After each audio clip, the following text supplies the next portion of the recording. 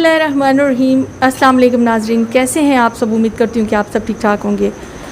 जी, तो आप लोग एक फ़ैमिली मेरे साथ मौजूद देख रहे हैं। इनकी 22 साल नौजवान बेटी को जला के सास ने मार दिया। किस वजह से मारा है, ये मेरे साथ फैमिली मौजूद है, इनसे जानते हैं हक़ाइक़ के असल हक़ाइक़ हैं क्या। अस्सलाम वालेकुम। वालेकुम कैसे अस्सलाम। हैं? बस जी अब सबसे पहले तो बहुत ज़्यादा अफसोस आपकी बेटी के लिए, अल्लाह पाक उसको जन्नत में घर दे। बहुत बड़ा दुख है आप लोगों को। आमीन। अंकल जी, क्या मसला क्या हुआ? मसला ये हुआ था बेटा जी कि तकरीबन 1 माह पहले मैंने कुछ नाचाकी गलत फहमियों की वजह से नाचाकी हो गई थी दोनों में। उसके बाद हम उससे बेटी अपने को घर ले आए।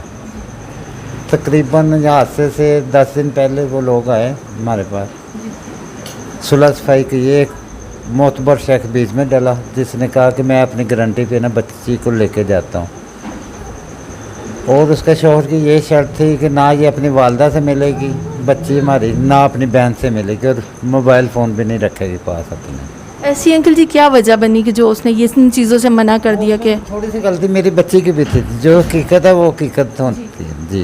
उसका ये मतलब तो नहीं कि इतनी बड़ी सज़ा दे दी जाए। बिल्कुल, घर में छोटी मोटी तो बातें जो हो जाती हैं, इतनी बड़ी सज़ा देने की क्या ज़रूरत थी वही था, अगर कोई ऐसा मसला हमारे पास वापस भेज देते या अल्लाह की इख्तियार कर लेते, कोई ऐसा मसला नहीं था। इंसानी जान तो हमारी बच्ची तो बच जाती। सास और मियाँ ने दोनों ने मिलके जलाया या सिर्फ सास ने? सिर्फ सास ने जलाया, जो बच्ची ने हमें बताया। जब हम मौके पे गए, मैं और मेरी वाइफ, तो हमने देखा है कि महल्लेदार बाहर खड़े, हम उनके घर में घुसने लगे हैं तो उन्हें कहा वो सामने वाले घर में ना गिरी हुई बच्ची है। हम वहाँ गए हैं तो सास उसकी हमारे नवासे को गोद में उठाया हुआ था, और हमें देखते कहते कि ड्रामेबाजी लाई हुई है। बच्ची हमारी गिरी हुई, उसके ऊपर महल्लेदारों ने चादर डाल दी थी। वो चीख के कह रही थी आंटी ने मुझे जला दिया, आंटी ने मुझे। फिर भी हमारी बच्ची से आंटी कह रही है जालिम औरत को कि आंटी ने हमें जला दिया, आंटी ने मुझे तेल डालकर जला दिया। महल्लेदार पूरे इकट्ठे हुए थे, सिर्फ यही कह रही थी आंटी ने मुझे जला दिया। उसके बाद हमने किसी तरह से उसे बाहर निकाल के चारपाई पे लटाया। इस काबिल तो है नहीं थे कि उसे उठाया जा सकता, कि खाल हर जगह से उसकी खाल लटक रही थी, कपड़े मुकम्मल तौर पर जल चुके थे। बाहर चारपाई पे लटाया। कोई 5-7 मिनट बाद उसका शौहर भी आ गया बच्ची का, वो भी चीखे मारने लगा, और बच्चे को वाइफ मेरी ने उठाया ना, उसके तेल में कपड़ों में से तेल की, मट्टी के तेल की स्मेल आ रही थी बच्चे के कपड़ों में भी। उसके बाद एम्बुलेंस में उसे शिफ्ट, एम्बुलेंस आ गई सर, एम्बुलेंस में शिफ्ट किया। मैंने 115 पे कॉल चला दी। पुलिस ने मुकम्मल तावन किया था उस वक्त मेरे साथ। 15 पुलिस से आप लोग जो है वो एग्री हैं कि उन्होंने आपका पूरा साथ दिया और अभी भी दे रहे हैं? अभी साथ नहीं दे रहे, उस वक्त दिया मौके पे। अभी आप क्या समझते, क्यों नहीं साथ दे रहे? साथ वो एक तो वो पैसे खिला रहे हैं, सिफारिशें डलवा रहे हैं, कुछ बात शख्सियात उनकी पैरवी कर रहे हैं बैग पर। आपकी पुलिस वाले इसलिए नहीं सुन रहे कि आप गरीब हैं, आप पैसे नहीं दे सकते? हमने अभी तक 1 रुपया नहीं किसी को दिया, कि ना देने की पोजीशन में है हम। और बच्ची ने जो मुझे बयान दिया है वो भी आप सुन।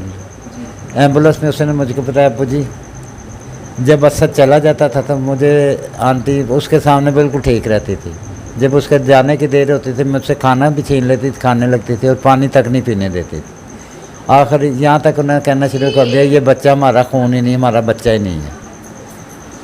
ये अल्फाज कौन कहता था? सास कहती थी या मियाँ भी साथ में कहते थे? नहीं, सास कहती थी, सास कहती। आखिरी दिन जब ये हादसा हुआ, सुबह फिर उनमें झड़प हुई। उसके जाने के बाद शौहर काम पे गया, उसका थोड़ी देर बाद फिर यही बातें करनी शुरू हो गई। बच्ची मेरी बैठी हुई तो उसे बाजू पकड़ कर खींच के बाहर ले आई, बच्चा उसकी गोद में था। वो गिरी है तो पीछे से उसके कमर पे और तेल फेंका, मट्टी का तेल फेंक के उसकी बच्ची के जो चीज़ें पास पड़ी उसमें आती थी कि तीली ना माचिस जलाने की कोशिश करती थी, तीली ना जले। जब वो बेबस हो गई तो उसने बच्चा अपना सामने, साथ ही बिल्कुल थोड़ा सा फासले पे कमरा, उसके अंदर बेड पड़ा, उसके बेड पे बच्चे को फेंक दिया, और उसने को धक्का दिया है और आग लगा दी। सास ने बच्चे को भी नहीं देखा कि एक छोटा सा हमारा पोता उसकी गोद में? कह रही है हमारा खून ही नहीं है, उसे फिर कहेगा तरसाना। एक औरत जो खुद कह रही है हमारा खून है, उसके बाद बच्ची मेरी ने उसे कहा उससे पहले हादसे से पहले कहा आप ये चीज़ समझते कि उसने दोनों को ही जलाने की कोशिश की है? कि बच्ची के मुताबिक भी है बच्ची, क्योंकि उसके अल्फाज थे ना बच्ची के कि मैं अबू को बुलाती हूँ, असद उसके शोहर का नाम है, असद को बुलाती हूँ, जो शख्स साथ लेके गया था उसका नाम है उस्मान शानू, कि मैं वो कौन थे जो लेके गए? उनके पास काम करता है असद अच्छा। सुनियारों का ना, उनके पास मुलाजिम है, कि उनमें सबको बुलाती हूँ और आपकी ये करतूतें बताती हूँ जो आप मेरे साथ करती हैं। थोड़ी देर बाद वो बैठी तो उसके ऊपर तेल छिड़क के आग लगा दी इसको, कि ज़िंदा रहोगी तो बचोगी ना। वो तो हमारी किस्मत या बच्ची को इंसाफ मिलना था कि वो किसी तरह से तरीके से कुंडी खोल के बाहर निकल आई और भाग के सामने वालों के घर में चली गई। जी, तो नाजरीन आप देख सकते हैं इनके घर की भी हालत आप लोग देख सकते हैं कि ये कोई इतने लैंडलॉर्ड नहीं है, बिल्कुल ये गरीब फैमिली है जो कि अपने हक मांग रही है। 1 साल पहले मेरा ऑपरेट हुआ है हार्ट का। जी जी 23 जुलाई 2022 में। अच्छा, मुझे ये बताइएगा अंकल जी कि ये कब और किस डेट को ये वाक़या हुआ है? ये 17 सितंबर बरोज़ इतवार जी 12 और 12:30 बजे के दरमियान दोपहर में। और आपको जब पता चला, आपको किस तरह से पता चला कि आपकी बेटी के साथ ये हादसा हो गया हुआ है? वाइफ मेरी की इसी तरह की हालत है, ब्लड प्रेशर की मरीज़ है, वो साथ ही हमारे ब्लड प्रेशर मेडिकल स्टोर है, वहाँ से ब्लड प्रेशर चेक कराने जाती है। मुझे कह के कि मैं ब्लड प्रेशर भी चेक कर रहा हूँ, सब्ज़ी भी ले आती हूँ।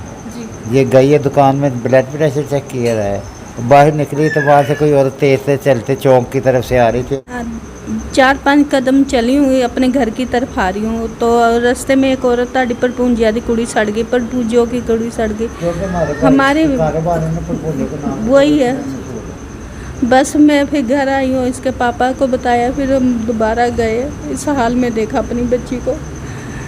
तो मैं इनसे ज़्यादा गुफ्तगू नहीं करूँगी क्योंकि ये इस हालत में नहीं है कि इनसे ज़्यादा कोई बातें पूछी जाएँ या इनसे ज़्यादा सवालात किए जाएँ। कि वालिद हैं वो बता रहे हैं। मैं और मेरी बेगम उनके घर पहुंचे हैं तो वो हमारी बच्ची बुरी तरह जल चुकी थी। फिर डॉक्टरी रिपोर्ट के मुताबिक 70% देखती उन्होंने कहा था आप खिदमत बच्ची की कर लें जितनी कर कितने सकते। दिन के बाद जो है आपकी बेटी की डेथ हो गई थी? तो क्या 6 दिन डेथ हो गई थी उसकी। 6 दिन बाद डेथ होगी उनकी। मुकम्मल वो होशो वाश में रही है 6 दिन।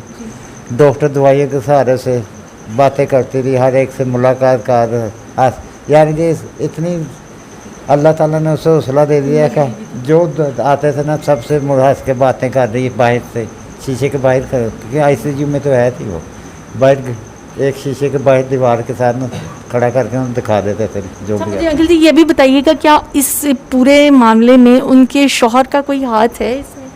पहले मुझे शक नहीं था पर अब मुझे शक होना शुरू हो गया क्योंकि वो वालदा की बहुत ही ज़्यादा मान ही नहीं रहा कि मेरी वालदा इस तरह का कोई कदम उठा सकती है। हालांकि इससे पहले भी एक वाक़या वो औरत 21 साल पहले कर चुकी है, मालूमात हुआ।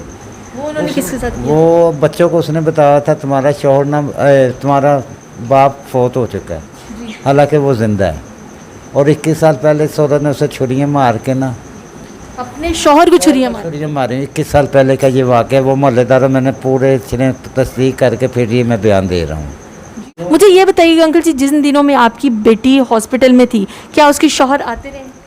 हाँ जी 2 दिन रहा। जब उसकी वालदा को हमने रिलीज़ दिलवा दिया ना उसके बाद वो आया है हमारे पास। जी मैं अभी आपको उस बच्ची का जो है बेटा भी दिखाऊंगी। 1.5 साल अभी उसकी शादी को हुआ है और 1.5 साल बाद ही उसके ऊपर जो है ना ये जुल्म किया गया। उसका छोटा सा बच्चा अभी तकरीबन 5.5 माह का होगा या 6 माह का बच्चा है उसका। वो इतना प्यारा बच्चा है, उसको उस औरत को उस बच्चे पे भी तरस नहीं आया। मैं अभी आपको बच्चा भी दिखाती हूँ। तो जो 22 साल लड़की फ़ायज़ा को जला के उसकी सास ने मार दिया गया, ये उसका मासूम छोटा सा बच्चा है और इसकी 5.5 माह या 6 माह इसकी जो है एज है। तो मुझे अंकल जी ये बताएं, उसको उस औरत को इस पर भी रहम नहीं आया? क्या इसके वालिद इसके पास आते हैं मिलने के लिए? नहीं जी, जिस दिन से बच्ची की डेथ हुई है जी उस दिन जनाजे शाम तक याद है, जिस दिन दफना दिया उसके बाद तक 1-2 बार फ़ोन किया है कि इसकी खैरियत पूछी, और ना वो आया ना कब्रिस्तान में गया है अभी तक वो, क्योंकि मालूम है मैं तो डेली जाता कब्रिस्तान पानी वगैरह डालने, वहाँ भी कोई ऐसी नहीं पता चलता कि यहाँ मेरे अलावा कोई आ रहा है कब्रिस्तान।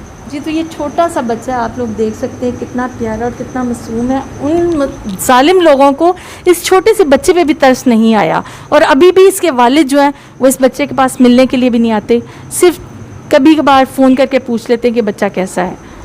मेरी अल्लाह काम और अल्लाह अदलिया और कानून नाफज करने वालों से गुजारिश है कि वह अल्लाह हमारी मदद की जाए ताकि कोई आइंदा इस तरह की जुर्रत ना कर सके। इन मुजरिम को कैफरे किरदार तक पहुँचाने में हमारी अल्लाह के वास्ते हमारी मदद की जाए ताकि आगे से किसी की जुर्रत ना हो कि इस तरह का मामला कोई करे किसी के साथ, किसी की बच्ची के साथ। तो आप एक बूढ़े बाप की दरख्वास्त सुन सकते हैं और देख भी सकते हैं कि इस वक्त उनकी आंखों में आंसू हैं। उनको कितनी तकलीफ़ होगी ये वो लोग जानते हैं या हम लोग समझ सकते हैं। तो आप सब भी दुआ इस चीज़ के लिए ज़रूर करें कि अल्लाह पाक इनको इंसाफ ज़रूर दे।